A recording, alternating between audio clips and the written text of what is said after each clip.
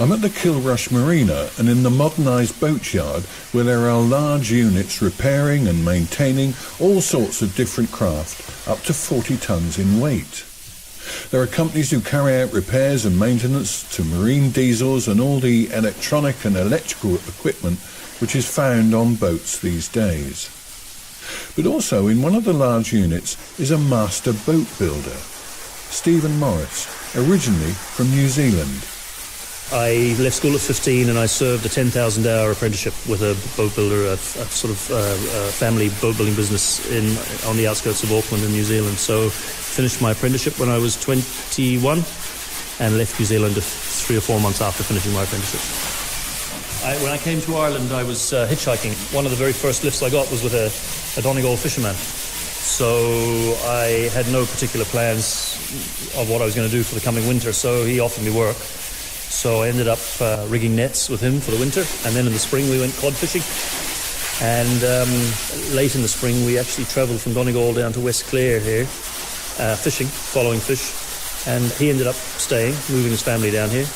I ended up sort of staying for a while. I sort of came and went. I spent a bit of time in Cornwall building fishing boats and ended up coming back here. And Stephen showed me the latest boat he's building. What we're looking at here is a partly framed out Dublin Bay 21, which was a design from 1898 or so by a man called Alfred Milne, a famous Scottish yacht designer. He designed this boat for the Dublin Bay Sailing Club, and there were 7 of them built originally, between about 1901, I think, and 1905, around that time. 7 sisters were built, all in Dublin, and they raced on Dublin Bay up until the 1980s. And what was special about them? What's the appeal of rebuilding something like this? I guess the appeal is that someone's paying me to do it. And that because they sailed for so long, lots of people sailed in these boats. So there's a strong cohort of retired Dublin people that grew up and have fond memories of sailing on Dublin Bay in these boats. So I guess that's where the impetus is coming from, to rebuild the fleet. The lines plan that we're working from is the original Alfred Milne drawing from, I think it's dated 1898. And we're using a different construction method for the rebuild. The original boats were built very traditionally. They were carvel planked on sawn oak frames and steamed ribs, and they were high maintenance boats really. They needed constant attention, which was fine back in the day, but now everyone's so busy and everyone's lives are so busy. So what we wanted to do, what the people that are paying me to do the job, what they wanted was a low maintenance construction method. Also they have plans of shipping these boats off to the Mediterranean for regattas. So they want them to be able to withstand those sort of temperatures and those sort of conditions, which really the old carvel construction struggles with. So the design is the Dublin Bay 21, and the 21 refers to the waterline length, which is 21 feet. From stem to stern, they measure 33 feet long. It's an old-fashioned design, so there's long overhangs bow and stern. To crew them, there's a small little cockpit and a very small cabin. So I would say really you would sail with a minimum of 3 and a maximum of probably 4. And the cockpit is starting to fill up then. She'd be twice the weight of a comparable boat of similar length, a modern boat. She's very narrow, which made her easily driven. An elegant looking boat. I mean, I think to most people's eye, these older designs had a sort of elegance about them compared to a modern boat, which tends to be a bit more functional looking, not quite as pretty, not quite so much an eye to the aesthetic side of it, more to the functional side of things. She carries a massive sail area to drive that weight. She's very narrow, so she's easily driven.